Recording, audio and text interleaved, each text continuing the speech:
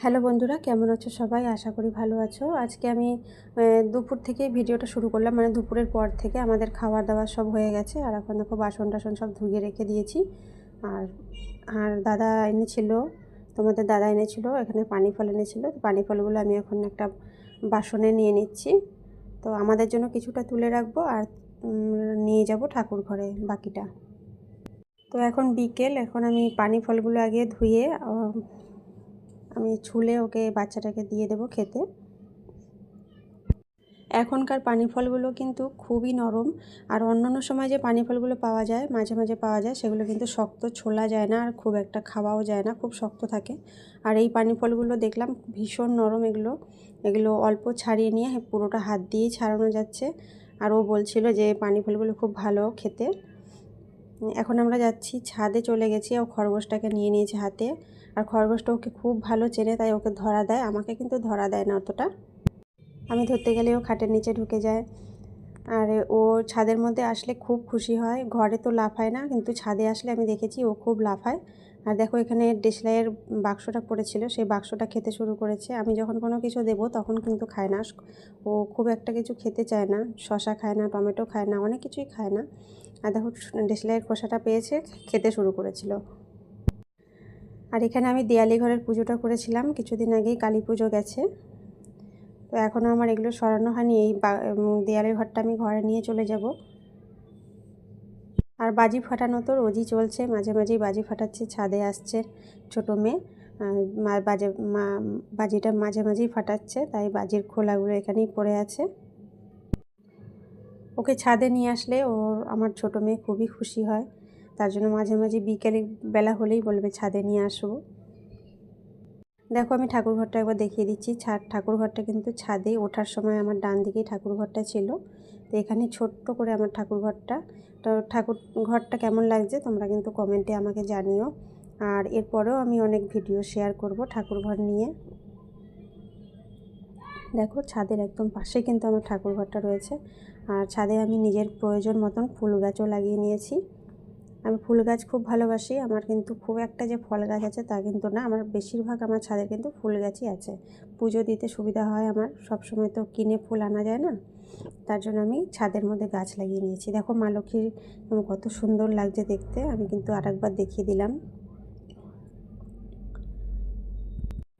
ছাদের থেকে কিছু ঘাস তুলে, টবের মধ্যে যে সাইডে ঘাসগুলো হয়ে থাকে সেই ঘাসগুলো তুলে আমি ওকে দিয়েছি। আর ওর কিন্তু খাওয়ার দিকে একদমই নজর নেই, ও খালি এদিকে একবার ওদিকে একবার ঘুরছে, মানে এক স্থির থাকছেই না। আর ওকে সত্যি কথা বলতে আমার ছোটো মেয়ে স্থির থাকতে দিচ্ছেও না, দৌড়াদৌড়ি করাচ্ছে। এই করতে করতে কিন্তু সন্ধ্যা হয়ে গেছিলো, তাই আমি সন্ধ্যা দিতে চলে আসলাম। শুদ্ধ কাপড় পরে আমি হাত পা ধুয়ে আবার কিন্তু রেডি হয়ে চলে এসেছি ঠাকুর ঘরে সন্ধ্যা দিতে। আর ঠাকুরঘরটা আমি আগেই মুছে নিয়ে এসে তারপরে জলটা নিয়ে নিই।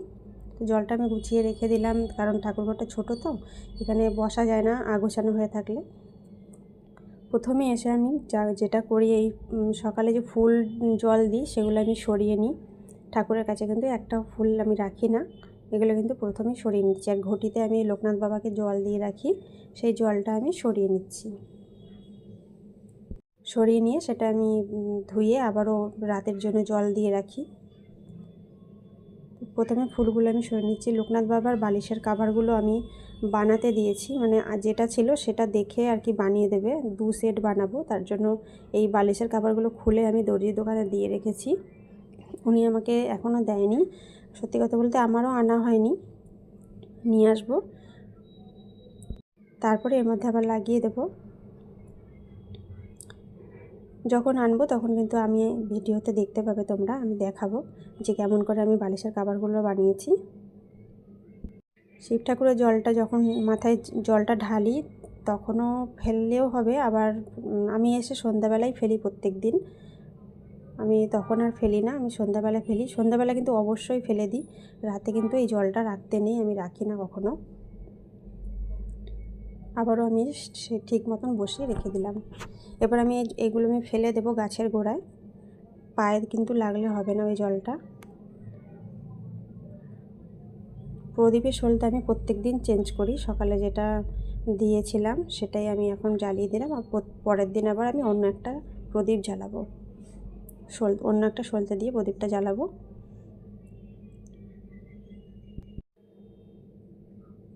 তো ধূপকাঠি জ্বালিয়ে নিলাম। প্রত্যেক দিন আমার ধুনো জ্বালানো হয় না, এখানে আমি ধূপকাঠিটা জ্বালিয়ে নিচ্ছি।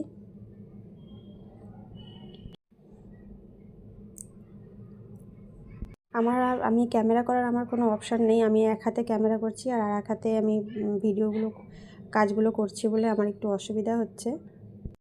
আমার কাছে স্ট্যান্ড আছে, কিন্তু স্ট্যান্ডটা এখানে লাগানো না, সেইভাবে কোনো জায়গা নেই। স্ট্যান্ডটা রাখলে সে অন্য জায়গাগুলো পাওয়া যাবে না। একদম কম জায়গার মধ্যে আমার ঠাকুরঘরটা রয়েছে, তাই স্ট্যান্ডটা হলে এখানে হবে না। তাই আমি এক হাত দিয়ে ভিডিও করছি আর এক হাত দিয়ে কিন্তু আমি দেখাচ্ছি। দেখো কত সুন্দর লাগছে।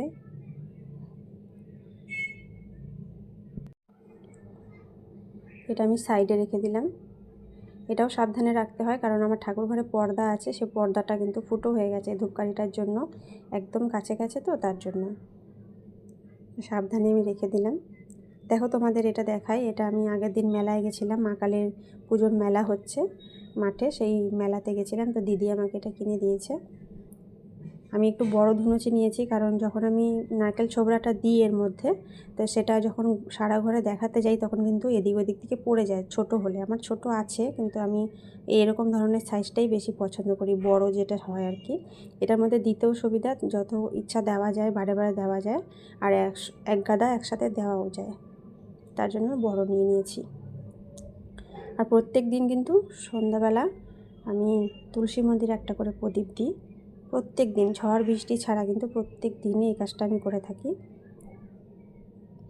এই প্রদীপগুলো আমি নিয়েছি এই দেয়ালিতে, যে বাজারে যে প্রদীপগুলো ওঠে না, বাজারে অনেক ধরনের প্রদীপ, অনেক ধরনের জিনিস ওঠে, তখন আমি এই প্রদীপগুলো কিনেছি। আমি 3টে প্রদীপ কিনেছি এই ধরনের ডিজাইন করা। আগের দিনের প্রদীপটা আমি সরিয়ে নিচ্ছি। এটা দিয়ে দিলাম, ওটা আমি পরে পরিষ্কার করে নেব। আর তুলসী মন্দিরের উপরে যে ফুলগুলো ছিটানো দেখছো, ওটা আমার ছোটো মেয়ে এসে সকালবেলা পড়ে গেছে। ওটা আমি এসেছিলো একবার, আমি জানি, কিন্তু আমি আর দেখিনি কখন এটা করেছিল। দেখো ছিটিয়েছে কত ফুল।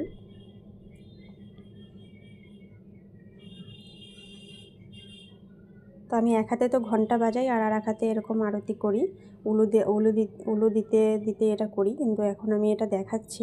আমার এক হাতে ক্যামেরাটা রয়েছে, ঘন্টাটা আমি বাজাতে পারছি না, পরে আমি ভালো করে আরতিটা করে নেব। তো আমার এগুলো করা হয়ে গেছে, আরতি করা হয়ে গেছে আমার। এবার আমি যে জলটা আছে, এই জলটা আমি ঠাকুরের জন্য আমি যে পানি ফলটা কেটেছিলাম, সেই জলটা আমি গাছের গোড়ায় দিয়ে দিচ্ছি। পর্দাটা আমি দিয়ে দিয়েছি, ভোগ দেওয়ার পরে পর্দাটা কিছুক্ষণ দিয়ে রাখবো। আর ঠাকুরের কিছু কাপড় ছিল, এটা আমি আবার ধুয়ে নেব। আমি ঠাকুরের কাপড়টা কিন্তু রাত্রেবেলায় ধুই। আমার তো গোপাল না, গোপালের কাপড় হলে আমি রাত্রেবেলা ধোবো না, কিন্তু আমার তো যেহেতু দেখলেই তোমরা কি ঠাকুর আছে, তো এনাদের এই গামছা, তারপরে যে কাপড়টা, ওই কাপড়টা দেখছো, ওটা পাতা ছিল লোকনাথ বাবার আসনে। তো এইগুলো আমি রাতেই ধুই। দিনের বেলা ধুলে না রোদে নষ্ট হয়ে যায়, অনেকটা রং নষ্ট হয়ে যায়, ওর জন্য আমি রাতে ধুয়ে ঘরে মেলে রাখি। আর এ দেখো পিছনেই ছাড়ছে না ওর, ঘরে মেলে রাখবো এখন। এটাতে সকালবেলা হতে হতেই এটা শুকিয়ে যাবে। হালকা করে পাখাটা চালিয়ে রাখি, তো তাই পাখার হাওয়ায় হাওয়ায় শুকিয়ে যায়।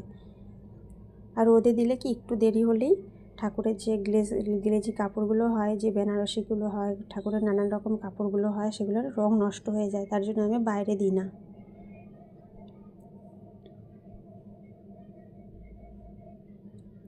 দেখো ঘরে এইভাবে তার টানিয়ে নিয়েছি।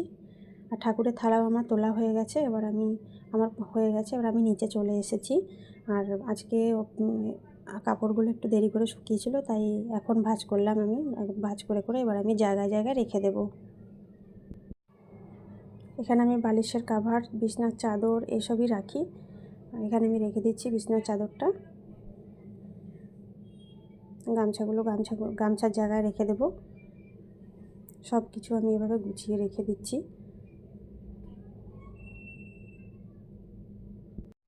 আজকে আমি একটু বাজার যাব একটু পরে, তো কিছু কাজ আছে, যেমন চা খাওয়া বাকি আছে, এগুলো খেয়ে আর মেয়েটাকে একটু পড়তে বসাবো, দুধ খাওয়াবো ওকে, এগুলো করে আমি একটু বাজার যাব। বাজারে একটা পিতলের দোকানে আমি যাব, ওখানে আমার একটু কাজ আছে। তো আমি এগুলো করে আমি চলে এসেছি রান্নাঘরে। মেয়েটাকে আমি দুধ দেবো। আমার মেয়েকে কিন্তু আমি খুব একটা চিনি দিই না, যেহেতু ওকে আমি আজকে একা খেতে দেবো, ওকে বলবো তুই চুমুক দিয়ে খেয়ে নে, তার জন্য আমি চিনিটা দিলাম। আর চিনি না দিলেও একা একা খেতে চাইবে না, তার জন্য আমি চিনিটা দিলাম। আর দুধের স্বর কিন্তু ও একদমই খায় না, তার জন্য যখনই ওকে আমি দুধ দিই ওকে ছেঁকেই দিতে লাগে এইভাবে, মুখে স্বর পড়লে কিন্তু ও খায় না।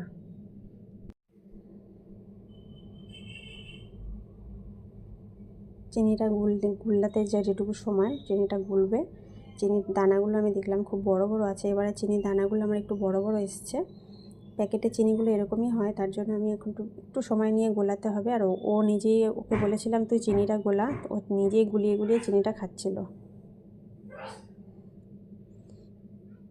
দেখো এবার চিনিটা গোলাবে, চিনিটা এখনও গোলেনি, ওকে বললাম তাই চিনিটাও গোলাচ্ছে। আর ওকে আমি পড়তে বসিয়েছি একটু, ও একদম পড়তে বসতে চায় না, পড়া ওর একদম ভালো লাগে না। পড়তে বসতে এবার পা ব্যথা করে, অনেক রকম বাহানা করে। দেখো আমি বলেছিলাম আমি বাজার যাব, তো এই কারণে বাজার যাব। দেখো এটা হাত থেকে পড়ে ভেঙে গেছে, এটা ওর আমার মানে বরের দোকানে এটা ছিল, ওর হাত থেকে পড়ে এটা ভেঙে গেছে। তো আমরা এখন পিতলের দোকানে চলে এসেছি। পিতলের দোকানে এসে আমি আগের দিনই এই গোপালটা দেখেছিলাম, আগে যখন এসেছিলাম তখন আমি কিছু বলিনি। তো এখন আমি দাদাকে বললাম দাদা একটু নামিয়ে দিন এটা। তা উনি বললেন যে এটা বৃন্দাবনের গোপাল। দেখুন কত সুন্দর লাগছে গোপালটা। আর পিতলের দোকানের সব জিনিসই সুন্দর। দেখো আমরা এটা নিতে এসেছি, কিন্তু দাদা বললেন যে এটা নিতে হবে না, তোমার তো আর উপরেরটা ভাঙেনি, তোমার নিচেরটা ভেঙেছে, তোমার ধূপকাঠি স্ট্যান্ডের নিচেরটা ভেঙেছে, তোমরা উপরেরটা ছেড়ে দিয়ে নিচেরটাই কিনে নাও। তারপরে শুধু মাত্র তা আজকে আমাদের নেওয়া হয়নি ওটা, উনি অন্য দিন ওটা বলেছেন দেবেন, তো আমরা অন্য জিনিস কিনে আমরা বাড়ি চলে এসেছি।